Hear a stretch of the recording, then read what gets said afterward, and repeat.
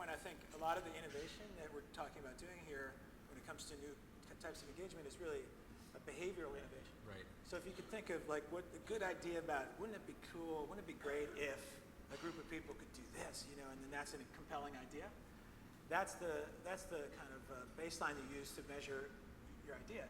And that has to be I think that's how you sift the gratuitous from the just the infatuous kind of ideas that you get excited about. The other part of that, though, because we always say, in our firm, we always say, let the experience and behavior drive the design and then let the technology follow.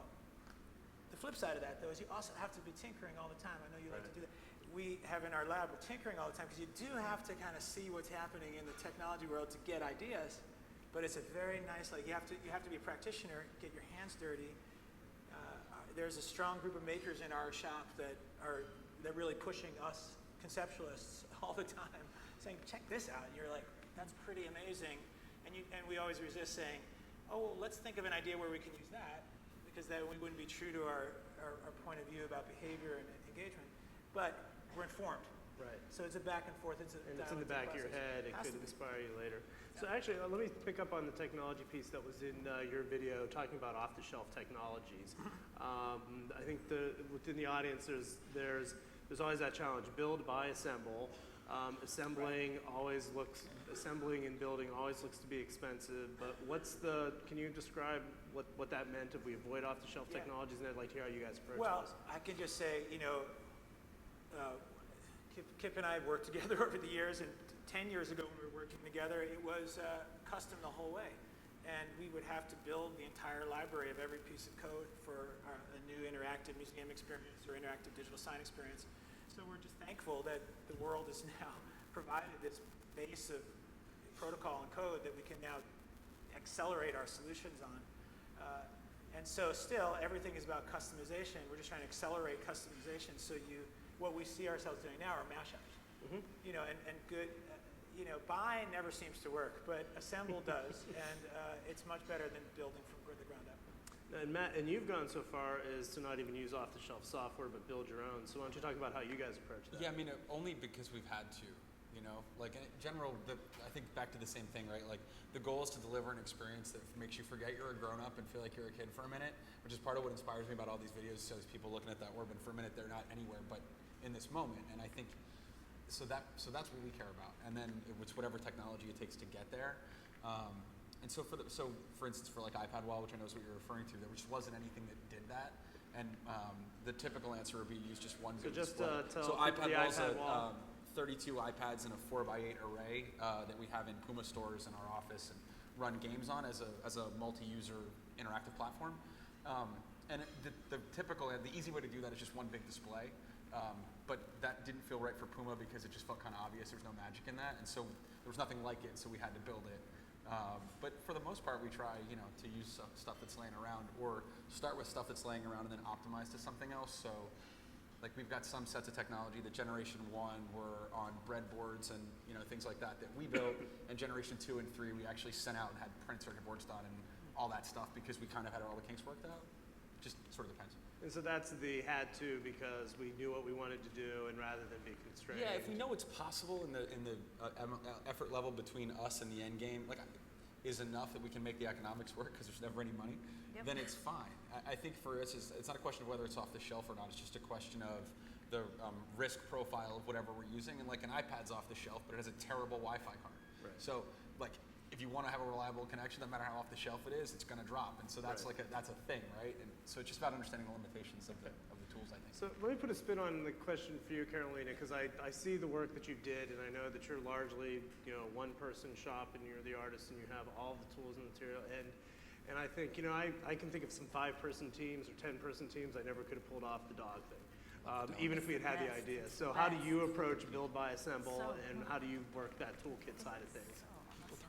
Well, I think that there's the one idea that sort of might connect to what you guys are talking about is this idea of hacking, right? Like taking a product that's out there that's been built for a particular purpose and and therefore is used in those particular ways, and just trying to use it in a different way, or just really think of what hasn't been seen in that technology. But I think a lot lot of sort of digital artwork of this kind is really interested in using technology in innovative ways as definitely one of the first pieces of the puzzle. It's not only that getting the final experience. I mean, that's clearly an overarching thing, but and seeing how our society uses technology, where and trying to kind of sometimes turn it on its heads and kind of make it a little absurd and really to sort of reflect back on it is probably one of the starting points as well. Cool. So, Catherine, I want to throw one to you. I want to start the talent conversation with you for two reasons. One, you described the crazy weirdos that you worked with on the Talking Waterfall. And two, I think you're unique in this group in working in an organization that has such a strong history and legacy of famous work in one area, and now you're introducing new types of talent. Most of the environments I've been in, we're used to the crazy weirdos in the land of misfit children. But so how do you start to, I guess there are two questions there. What's the kind of talent you look for to be able to come up with and do these kinds of ideas? And then how do you make that work and talk to people that are speaking a different language? Those are great questions. Thank you. And the legacy of what we've lived through at the shop. So McCann is a very, very traditional arcane shop, really, from a network advertising perspective.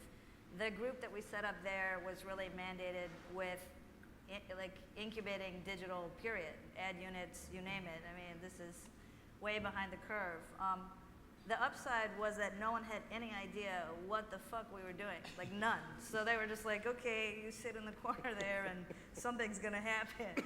So that in a way allowed us to, like the model that we use is like a mothership and a pirate ship, right? We're like, you're gonna be the mothership and we're gonna incubate this little skunk works over here. You're not gonna know enough or care enough to pay attention to it for at least a couple of years. You're gonna be like, we have digital capabilities, here you go. Like, cause you need to offer that up.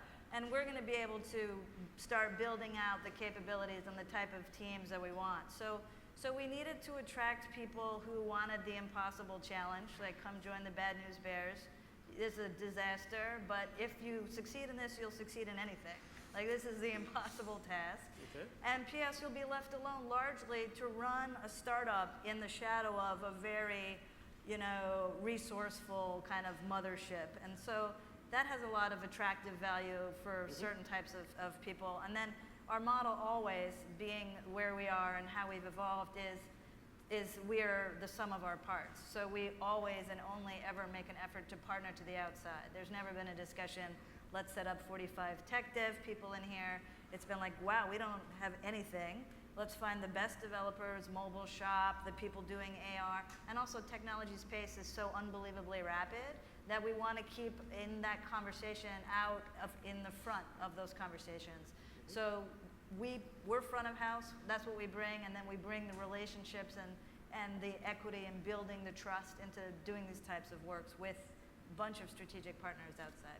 Okay, so the rest of you guys, I'd love to hear because I think Kat introduced two dimensions there. There's the skill sets they've got, and then there's also an attitude of we're going to try it, and we're more concerned about giving it a shot than failing. But what do you guys look for in talent? Well, talent, it's very difficult to keep these solutions integrated, we find, because they are so multidisciplinary. So you've got, someone's got to be designing like the stage, the physical thing that you're sitting on, and then someone else is designing the media piece.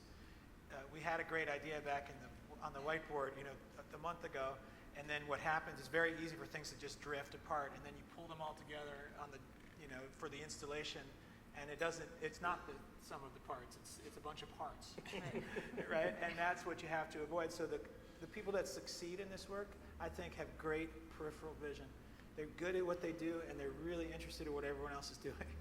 And they're not dilettantes, they're really specialists at certain things, but you also have this voracious appetite to integrate and know what the other people are doing. Sometimes in our firm we have people that are good at two things, to be the bridge, or at least they can talk the talk of the other discipline, and that's how we keep things together. It's a great expression. The T-shaped person, there's always that risk that there's no base. They're just broad across the Just top. across the top. So you guys want to talk about that? Yeah, I think I can I think collaboration is a great, thing to enable kind of going further, and people coming from different perspectives and sort of bringing their expertise together is always, is always helpful and always puts the project further. I think working with a lot of open source material too. There's like huge libraries of knowledge that people have shared and have been developed by communities that are sort of products of this collaboration. Both in person and sort of online, which are sort of amazing tools that already combine a lot of the expertise of a lot of different people. Okay. And Matt, I'm going to look just to see for a time check. But go ahead, Matt. Anyone? Yeah, so I think for us it's been, it's more of, I think I group all these things about diversity of perspective and attitude and experience set and all that stuff, and an interest in the things that each other are doing, and then that desire to collaborate. And then, one of the things that's been important to us as well is having people who have actual jobs. Like sometimes when agencies in particular go to step into this place, the first thing they do is hire a bunch of people who can talk about it, but don't actually know anything about doing it. And so we avoided that like the plague, and made sure to hire people that had actual jobs that were full-time, while they were there, but that had these skills. And so I have like one whole team of people exclusively recruited from ITP. And then I have ITP people parachuted into all the rest of my teams too, which is great because they all know each other already, and it's great because they work well together. So I have a cadre of folks who understand electrical engineering really well. We teach an Arduino class at the agency to help expand that. And then we've got software engineers who are really interested in building software that doesn't just run in a tan, or if Apple makes it, silver box, but want to see the code that they write live in the world, and so that gets them inspired. And then I think for us, the hardest thing has been figuring out how to integrate the rest of the operation, because some pirate dinghy being towed by the boat. But even that's been fun because I think everybody's interested in, creators in particular are interested in expressing their creativity in different venues. And so one of my favorite stories of that is when we were building the second iPad wall. We're like in a conference room, and there's like 4 of us in there, and we had this tension spring that was a really terrible idea. It's made of copper like that big, and if it pops off the wrong way, it'll cut your finger off. And so we're in there wrestling with that, and the creative director comes in and asks what's going on. And then as he left, not to us, not to anyone, mumbles under his breath, "I studied the wrong thing in college." And like that, I think, has been indicative of like what the attitude around it is, and people want to get involved. So let's spend a second on that, the Arduino class, because I've been talking to several people in the audience, and this comes up in a lot of the meetings of, it's a familiar model. We want to get better at this. Therefore, we'll hire 2 or 3 people that do this, and the rest of us will keep doing what we've done. And you have the communication problems, you have they think you're the weirdo freaks, and you have all sorts of issues that come out of that I think most people here have lived with. And so with the Arduino class that you taught, and it doesn't have to necessarily start with you, but how important is it, and when is it important to get other people out of their comfort zones and, to use your phrase, expand their peripheral vision? And actually, maybe we should start with you, Kat, because I think it sounds like you had the most stark version of that. To riff off Matt's creative note, I think that creatives want to create. Yeah. And that's the most important thing. And that going in, for me as an agent of change, as a producer, maker, whatever you want to call it, my job as Switzerland is to say, get the clutter out of the way and get to the heart of what we want to make, and also not to patronize either way, right, from the outside in or the inside out. So we found the most success when we really tried to empower creative thinking. You don't need to be a mechanic. You need to use your imagination, and you need to feel supported and freed up in a way to start just freestyling. And you're not going to be comfortable with it. Some of you are never going to be comfortable with it. You're going to put your toe in the water and be like, fuck it. No, I don't like this. And others are going to resent not having the opportunity to jump in. And they're going to really want you to all of a sudden say, we're going to do this crazy skunk works, and we're going to make a bunch of stuff up, and it's going to be a t-shirt and a rainbow, whatever, who cares? But to feel like they can be freed up. So we found in a traditional agency that having this false dichotomy of you're creative and you're not, and you're digital, you're not, you make things and you don't, was irrelevant, right? It's like, what's the cool idea? Everybody loves cool ideas. Everybody wants to make cool shit from their own perspective. And then the biggest cultural shift was changing the mindset of a traditional agency into collaboration, right? Top down is not interactive, immersive, experiential collaboration. That's for us, the biggest cultural difference. So we keep coming back like, this is theater, this is a jazz collective, this is whatever analogy you want to make, but it's not a top-down model where someone, does this. Right. So let me tighten that then, because I think, because when I hear about the Arduino class, I think there's a level of sort of saying to everyone, hey, this kind of stuff is what we're doing, you should at least be literate in it. And I think like in the agency world, if you're working in pharma and you're working on allergy medicine, you're going to learn about statins. If you're working in an agency and you take on an auto client, you're going to learn about that car. If you're going to start doing outside bits and atoms computing, you're going to learn a little bit about Arduino or whatever it is. So I think what I hear you saying is maybe you don't need to do that, but you need to work on the collaboration skills because some people aren't going to get there. But Matt, on the other hand, you're trying to spread the enthusiasm by saying, hey, come on, jump in the water with us and give it a whirl. In some ways, it was actually just a response to interest, right? Like we didn't do that first. We've been doing stuff, the built environment stuff for 3 years. We started an Arduino class this year because we'd earned enough credibility with the rest of the joint that everybody wanted to be a part of it. And so it was just a way to create more conversation. And so there was no real expectation like that. There was no requirement for you to participate. I think we had 3 EAs, that just were interested. And we thought that was great. The point was just to get people talking about the kinds of things that inform a new type of creativity with really no expectation of an outcome other than people got a chance to learn something that they'd be interested in and would feel like they had a little bit of a better understanding of some of what we did, but not from the perspective of like, this is like agency training. It's more like, we're doing some cool stuff. You people seem interested in it. Would you like to learn how to do some of that cool stuff? Here's how. Fascinatingly, we have a really nice, desktop 3D printer, and there's been almost as much interest for that, which sort of surprised me. Like people really like to make something and then see it printed out, and it's really fun to take something, scan it, and then print it again. It's like you already had one of those. So I just think some of it for us is about learning. So I think the last topic I wanted to hit on was the client piece. And I think we'll start with Carolina. During one of the planning conversations that we had leading up to this, someone made the comment, having the right client is key. And I'm going to start with you since you're the one-person shop. You don't have the weight of a big institution to bowl over a client. You have the reputation as an artist, but how do you define a good client, and what do you do to make a client work a little bit better so that they understand your work, since you're, by definition, going to be bringing new ideas and new things to them? Well, I don't know if it's that different for me than for anybody else. I mean, it's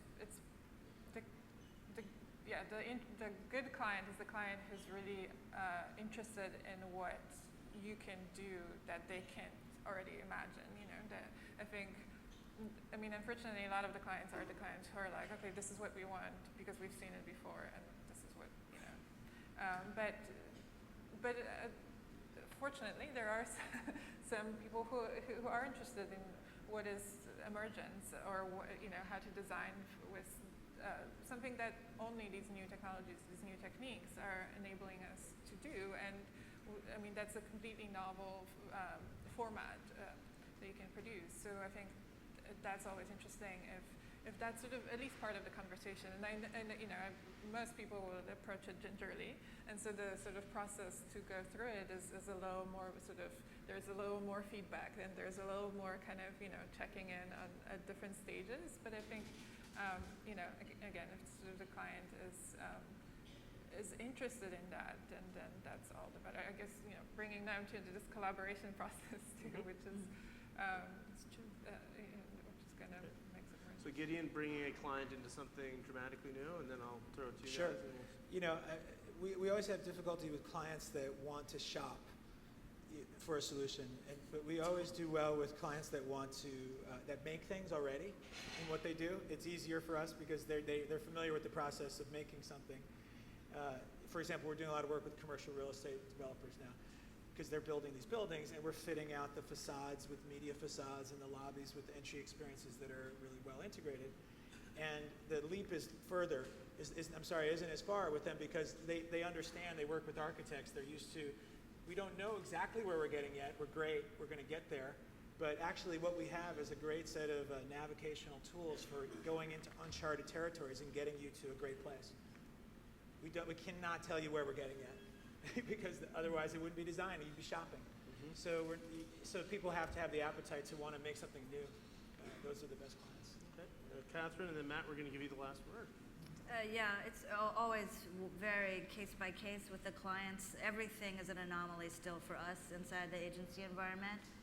So we argue it from a perspective of the brand creative in terms of a long view and showing that this is like a conversation that you're going to have for 18 months or 36 months and therefore worth the beginning investment. So. I think Make it flexibility. good. This is it. We're wrapping up after this. So. Let me try harder. Sorry. I think flexibility and courageousness are really important. I mean, if your client is a pain in the ass because they expect that everything's going to happen exactly according to a scripted plan that's very detailed, as opposed to getting to a place, you're going to have a bad time, right? Because then the client's angry about the orb thought, which ends up being one of the most adorable aspects of that waterfall, because because it wasn't what they expected. Because they can't handle taking it up the flagpole internally because they don't know how to do that. They don't have any confidence in what they're doing. It becomes a problem. And similarly on the buy side, to your point, it kills me where people are like, well, all right, can we see some concepts? We would like to see them at 3 budget levels: $100,000, $110,000, and $111,000. It's like, guys, this shit is new. We can't be that precise, or then people get mad. They come back and they're like, well, you said it was going to be $75,000 and it's 83. It's like, are you shitting me? Right. It's not a media insertion, so I just think you need a pragmatist. That's true. Well, that was a good ending. that, Thank you man. very much to the panelists, and thank you all for joining us for this. Thank you. It's been fun. I'm glad you made it.